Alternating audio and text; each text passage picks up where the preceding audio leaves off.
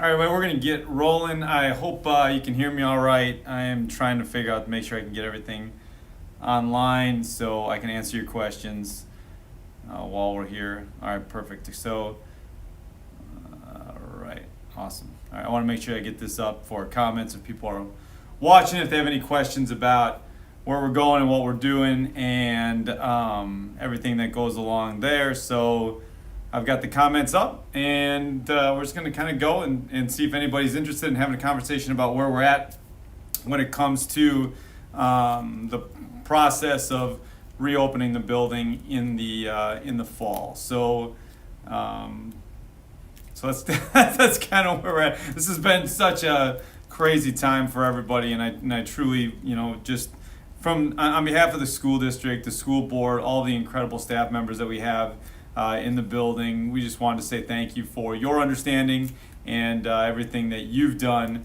to make this process as good as it possibly could be when it comes to the work that we're doing. So tonight is just an opportunity to continue to have conversations about where we're going. What we'd like to do for the foreseeable future is just jump on this Facebook Live for, maybe a half hour, even if it's less, that whatever you're looking for, whatever you need, we're going to be there for you.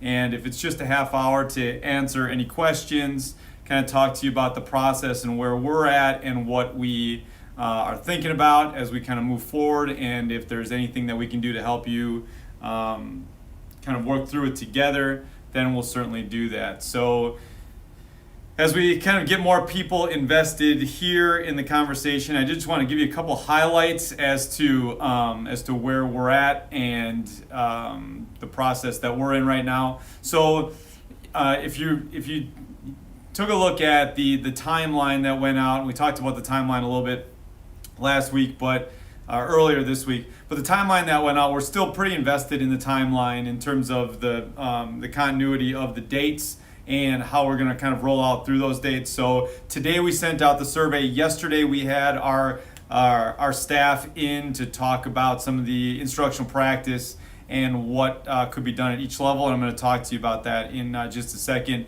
And then today the survey went out, and at this point, as we are sitting here right now, we have 305. So we have 305 responses to the survey that went out today at 3:15.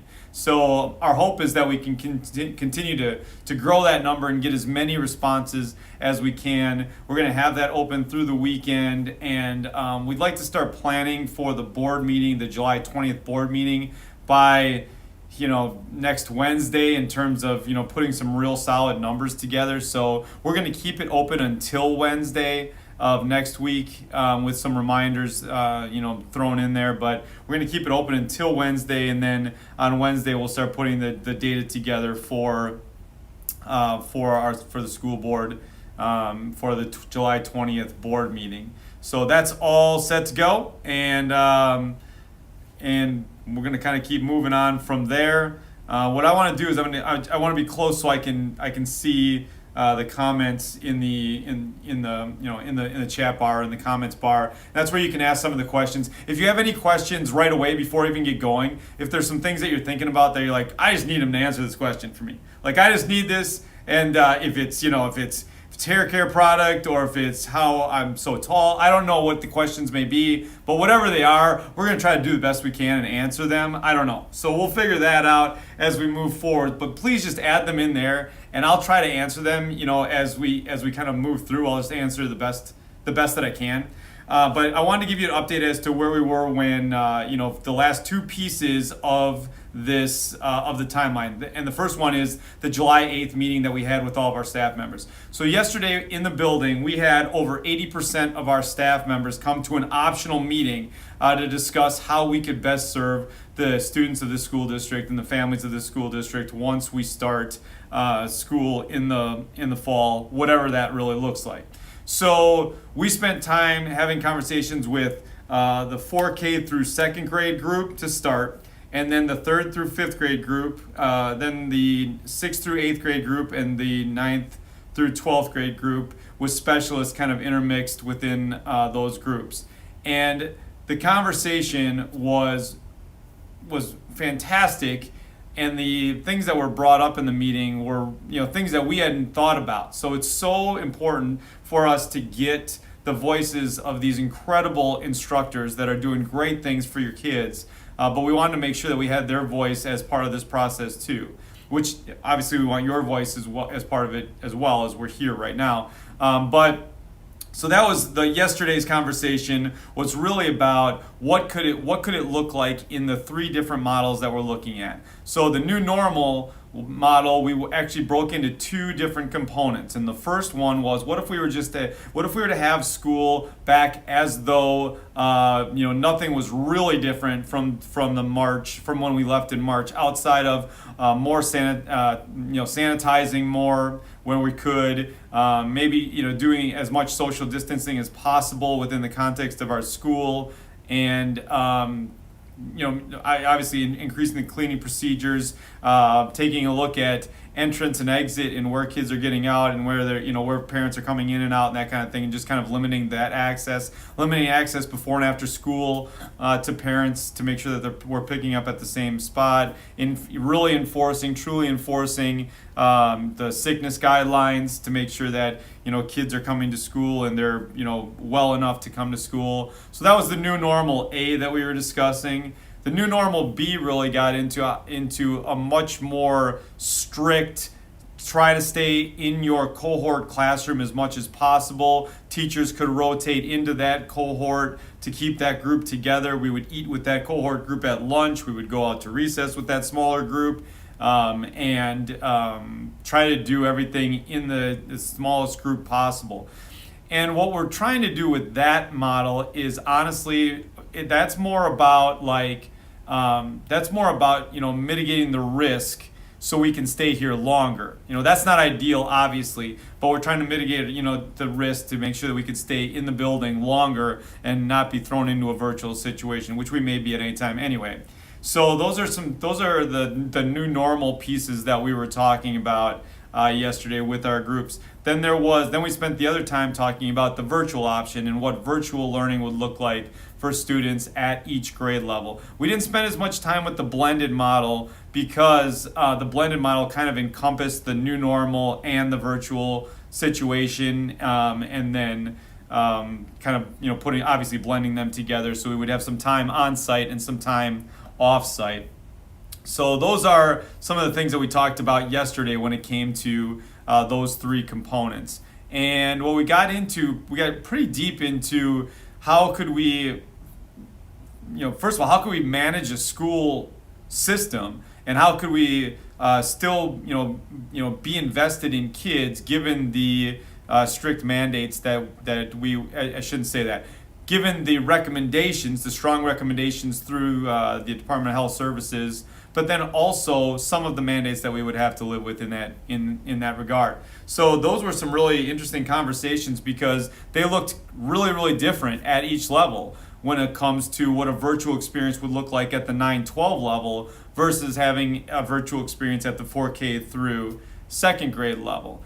And I think a lot of us, in fact, I know a lot of us walked out of those meetings thinking, okay, we could handle it in certain capacities from a virtual lens, but it would be so difficult to handle it from a different lens if we get into the younger grade levels. That wasn't any different when it came to the social distancing piece of it. If we really need to talk about social distancing with kids at the upper elementary, middle school, and high school, that's a much easier conversation than having that kind of conversation with a 4-year-old or a 5-year-old or a 6-year-old. And it makes it really difficult. And we had the other thing that we had to weigh in that conversation was, or in that in that discussion about what distancing would look like at the lower grade levels, is what kind of emotional trauma are we putting out there for kids if we're trying to work with them yet can't work with them, and if they're sad, if we can't go over there and console them, or if they can't play with a certain group of people in the building or in the classroom. And it was just really it was a really deep meeting in terms of where teachers were at, and I just can't thank them enough for having the conversation and being so real with their feelings. We're just really honest. I don't mean to sidebar, but we're in a system that has incredible people working for kids. I mean, the conversations about how we could help. It was like we started the conversation out with like, yeah, this is going to be really hard. This is going to be really hard. But then it shifted to how are we going to help families? How are we going to help these kids? How are we going to connect with them, man? Like that's real. That's who you have working for you. And that's amazing to me. So I'm just floored by their ability to connect, and I appreciate them more than I just do. So anyway, so we got into that part of it, and really kind of came up with some feedback, and the administrative team took the feedback, and we met again today to talk about what things popped up and how we could do it at each level a little bit differently. And we kind of we didn't come to any conclusions, but some of the conversations really lent themselves to there might be a chance that it could look different at different levels, and that would be okay if we were able to provide something to everybody. We do know, and we've talked about this before, there will be a virtual opportunity for all kids here if you choose the virtual opportunity. And so we talked about, so what would that look like if more families want a virtual opportunity? Could we, does that mean that a person is assigned to that, or a small group of people are assigned to that piece of it? Depending on how many people at each grade level are still there, are still willing and wanting to come to school. And those are all conversations that we're gonna take and continue. And that conversation yesterday was a fantastic start to what we want to do moving forward. That's all. It was just a fantastic start. It's not at all where we're going to end, and it's certainly not the last time we're going to talk to our group about where they're at. But we did want to just have the start of the conversation so we could start planning what we want to bring to the school board on July 20th. So that kind of took care of yesterday, and I can't thank our people enough for coming in and having the conversation. It was great to see you, and it was just great to have the conversation. If they're here virtually, if they're on site, it was just wonderful to see people. So thank you for that. So the next part is the survey that we sent out. And so on the survey that we sent out, we got, like I said, and let me check out just see where we're at right now. Right now we are at 311 responses. So 6 people took the survey while I was talking. That makes me feel good. So just kidding. So we have the survey results at this point after three and a half hours. Some of the things that really popped up in the survey that were pretty unequivocal when it comes to what people need, the factors that are they're important to consider when reopening. A couple things that popped up really, really strong in that first couple questions were cleaning, making sure that we had a strict regimen of cleaning and that it was done in an effective and efficient manner. Staff training was the second highest at this point, and regularly scheduled adult supervision in those areas. And then I'm sorry, that's staff training.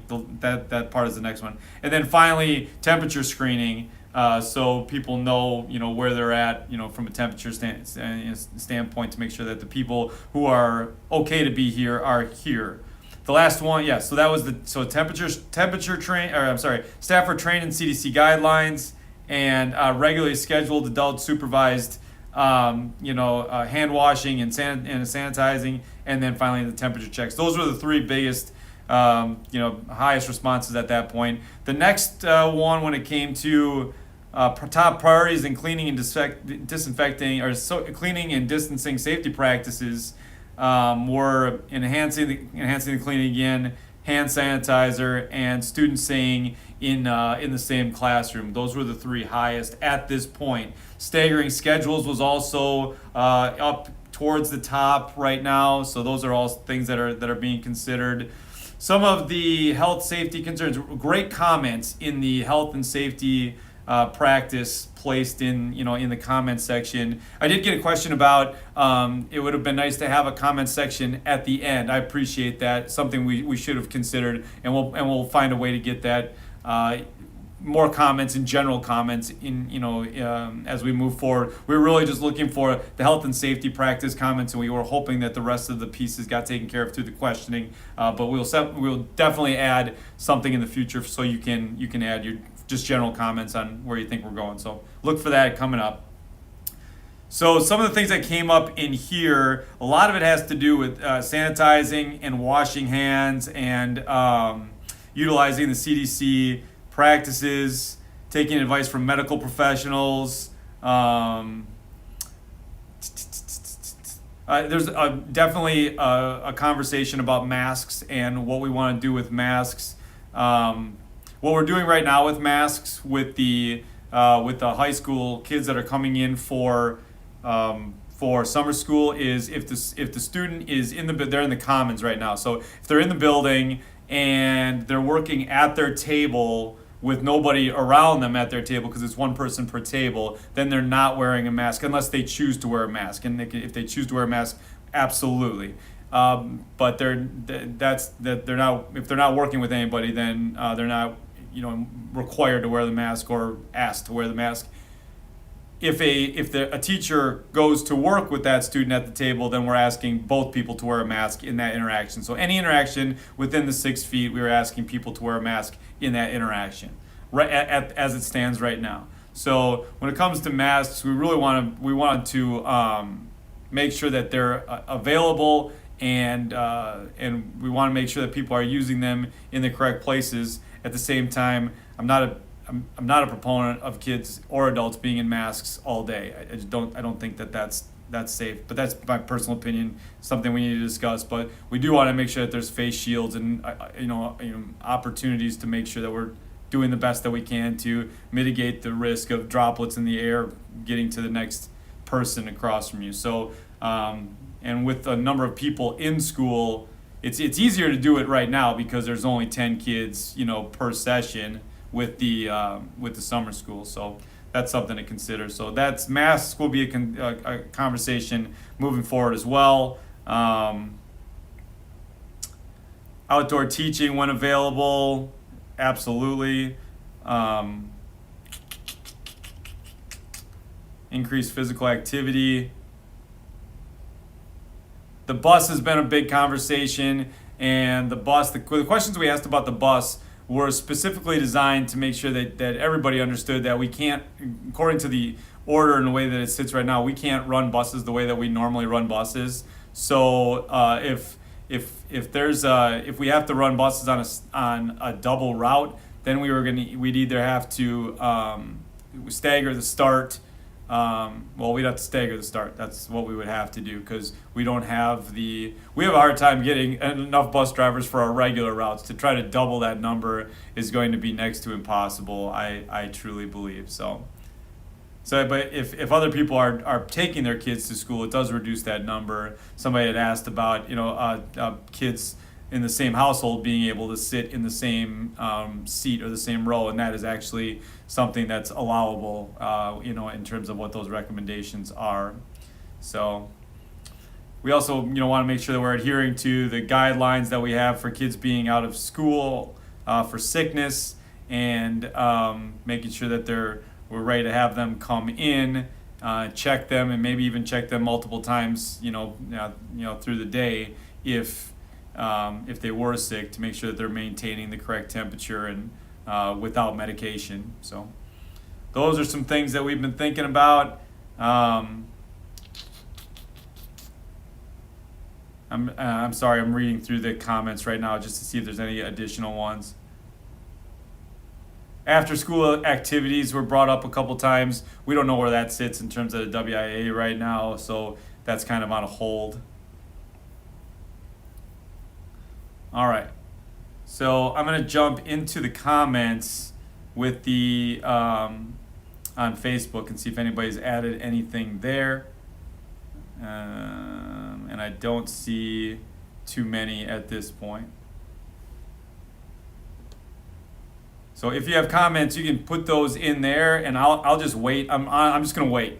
Like I'll be here till you need me to be done, and let me know what you need from there. But if you have any questions about where we're at or things that we should consider, we're in for things that we should consider too. So this will not be the last time that we do this, but I want to make sure that we give every opportunity to reach out to you and see where we're at. I'm just looking. You can see the reflection in the board. That's our timeline. If you're wondering what's on the board, that's our timeline in terms of what we're doing. So, all right. Let me see if I see some comments. Do you have any questions? Okay. All right. I see my children are watching, and my favorite child, Kale, apparently he's told me I'm his favorite. All right, fantastic. That's great. Clean your room. All right. Sue had asked about sports and concerts. I think right now we're trying to adhere to what the numbers are indoor and outdoor by the county.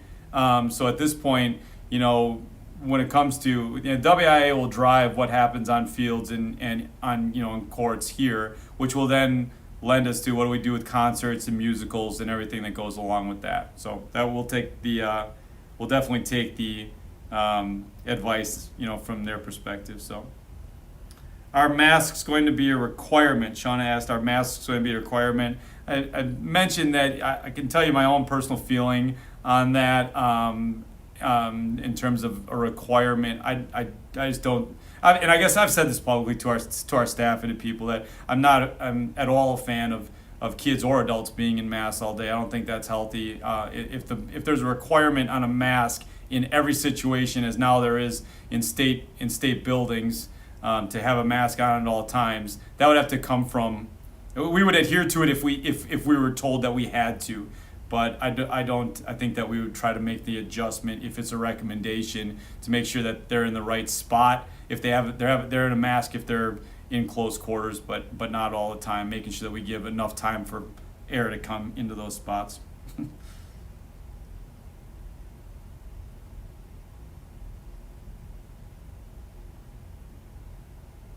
What else we got? Keep them coming, people. Keep them coming.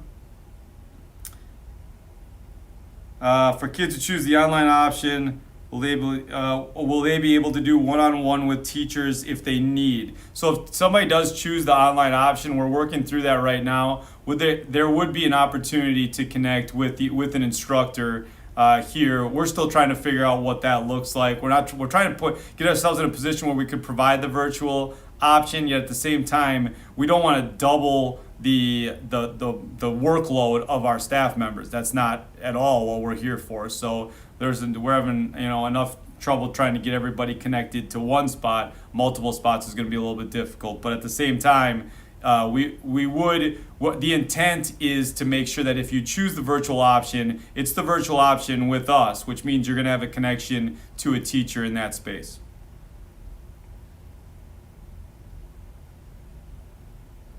Will students have the opportunity to do both classroom and a virtual combination if it works best for them?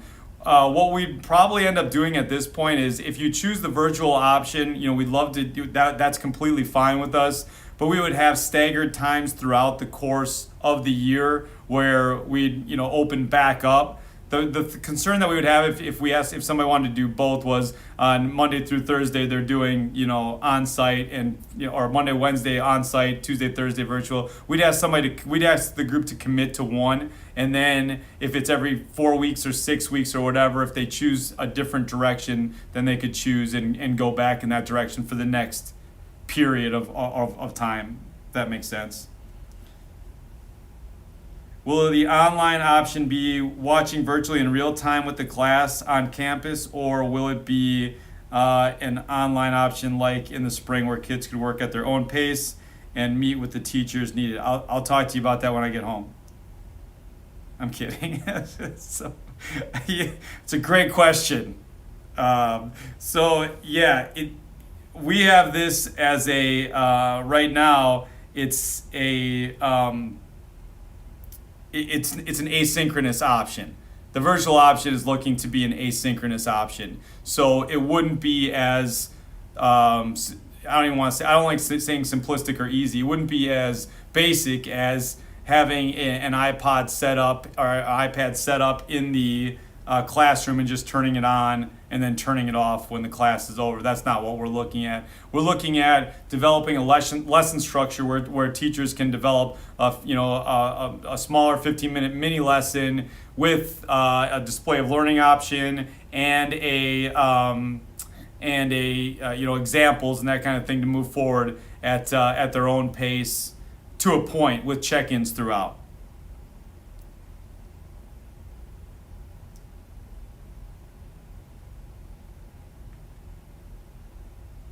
Keep them coming, people. Keep them coming. I'll go. It's at 7 o'clock now.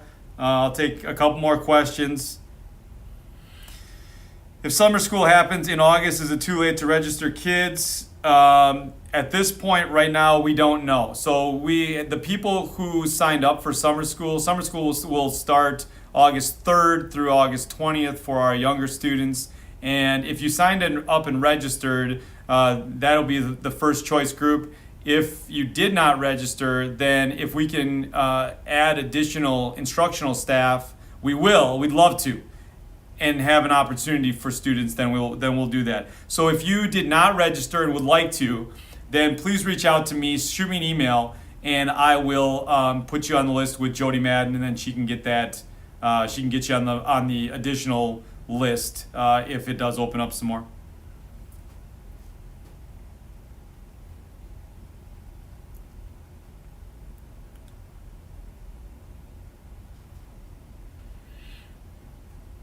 I think I got to most of them.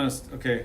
Oh, I'm sorry, Amy. If there's staggered starts, options to keep siblings together, some organized. Yeah, absolutely. So if there are staggered starts, would there be options to keep siblings together or join some organized carpool? I think we just have to reach out to each other on that one. That could be a little bit difficult to manage. And if the hope is to keep well, I guess it's two different things. The staggered start is really to make sure that we could get everybody here, through the buses that would be at 50% capacity. So if there's a way to get people here in a different manner, then let's figure that out. So we could definitely do that.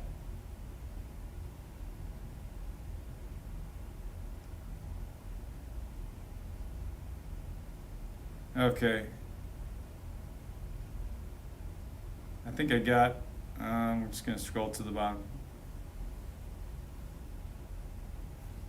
Different page. Okay. Is there a general consensus of the teachers, or was everyone on a different page as far as house? Oh, that's a great question, Jenny. Was there a general consensus of the teachers, or was everybody on a different page as far as how the school day would look? I think it kind of depended on the level, honestly. They were great, but I think it looks different because I think when it comes to like the 9-12 group, I think the options that were provided. Let me say it like this. So if we're talking about a cohort group or a group that stays together and moves through the building, if we're talking K-5, that's not a huge ask because they are in their cohort group for a vast majority of the time. When you get even 6-8, we could probably make that happen on a pretty regular basis. When you get to 9-12 and you have kids going in so many different directions and taking so many different classes and that kind of thing, it makes it difficult for a cohort group. So that might be, if we had kids that had similar classes, and we could put them in a cohort and then rotate teachers into those kids throughout the course of the day. That might be something that we could do, and I think people would be acceptable to that. I think if it was that everybody was in a cohort and then you just got a set of classes because that was the cohort that you were in, I don't think that would be as welcomed by the students and by the teachers. I think when you get to that level, at every level actually, but when you get to that level, you want to take what you signed up for, what you're interested in. So I think that could be a tough sell, honestly, but I think that what we found, Jenny, was that people were on the same page in terms of trying to help kids best that they could, whatever situation that was, and they were going to do whatever they could to help kids. But I think there was definitely consensus at each grade level, or at each group, 4K through 2, 3, 5, 6, 8, and 9, 12. But when it came to consensus across the board, I would probably say no, just because there's so many different needs in that regard. Sarah asks, has the county provided any guidance for schools in terms of the quarantine process? What would happen if there was a positive case or exposures? No, they hadn't at this point. No, and we'll continue to meet with them. And you're right. And Sarah mentioned that it can work through a business really quickly and get a large group of people really quickly, which would obviously happen here too. So I think the thing that we need to understand about this whole process is we mentioned it earlier. We need to be very flexible in this. At any point throughout the course of the year, if we open full on in September, at some point anybody could say, yeah, you need to shut down. Everything needs to go. You need to go away, or whatever the case may be. So we need to make sure that our teachers are trained the right way to make sure that they can pivot the best ways possible. But also understanding from the families, and all the families have been so fantastic to this point.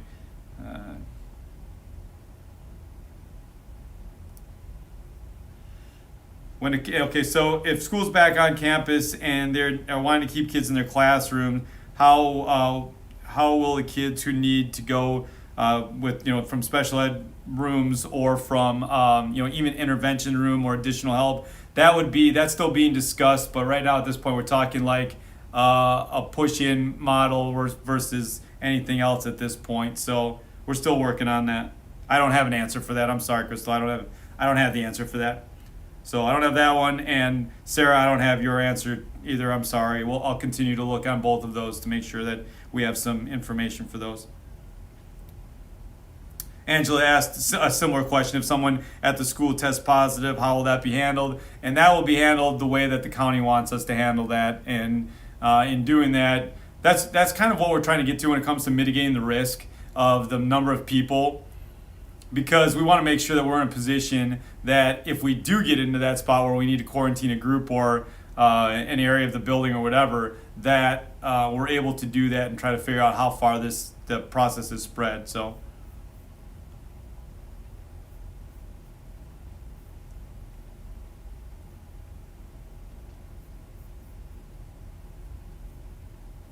All right. There we go. Let me see where else we got. Live streaming classrooms would be a good idea in terms of virtual learning with kids. Yeah. Jessa asked about live streaming in classrooms. We're all for trying to provide the opportunity. I think and maybe the kids would get used to it, honestly, but I just, when I was 6 or 7 or 46, I guess, if there was a camera around, I was going to find a way to get myself into it. So that could end up being more of a hindrance than anything else to start, but they would probably adjust as it moves forward. So, all right. I'll take one more question. If anybody wants to pop one more in here, I'll answer this the best that I can. And we'll kind of go from there. Katie's talking about kids struggling with the virtual component. I agree. I think that some kids have actually flourished in the virtual environment. They've noticed that it's easier for them to concentrate in that space. A number of kids have not, and I think if this isn't this is one of those things where it's not a good situation at all. It really isn't for anybody.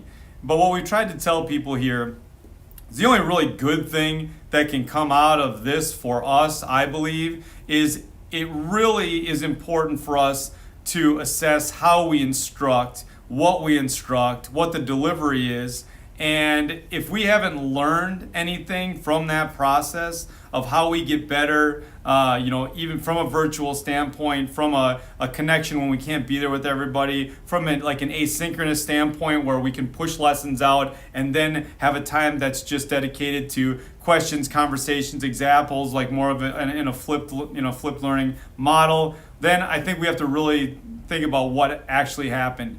That's the good that can come out of that if we're willing to take the good out of that. So that's where we're at, I'm gonna kind of let it roll from there. So we're gonna do this again. The survey will be open till next Wednesday. Please fill out the survey if you have any questions or concerns, or you want to just vent. Honestly, if you just want to vent, like, we're here for that too. Please send me an email. Give me a call, 715-877-1000, right to my office. We're here all the time. We're here for you. And we just want to make sure that we provide the best opportunity for you to kind of work through this, for us to work through this together. So please, shoot me an email, give me a call, whatever we can do. I don't have all the answers. I'm not going to claim to have all the answers, but at the same time, as long as I know that they're out there, the questions are out there, we can hopefully find, people answering. There's a lot of people in this district that are a heck of a lot smarter than I am. So let's figure out ways to get them the information and see if they can come up with the answer. So that's kind of what we're trying to work through. We'll do this again. I'd like it to be consistent. So if we could think about what Thursdays look like over the course of the next couple weeks leading up to the beginning of school, then let's do that. But I do want to have something every week for our families leading up to the beginning of school. So you can count on that. What that looks like will kind of vary, but I'm here for you to ask questions if you need. Okay? All right, everybody. Thanks for your time. Enjoy your evening. Enjoy your weekend. It's going to be hot. It's going to be super. I didn't do a magic trick. I didn't even do a magic trick. My goodness. Next time, people. Next time. Hope you all have a wonderful night and a wonderful weekend. Take care, everybody. Go Crickets.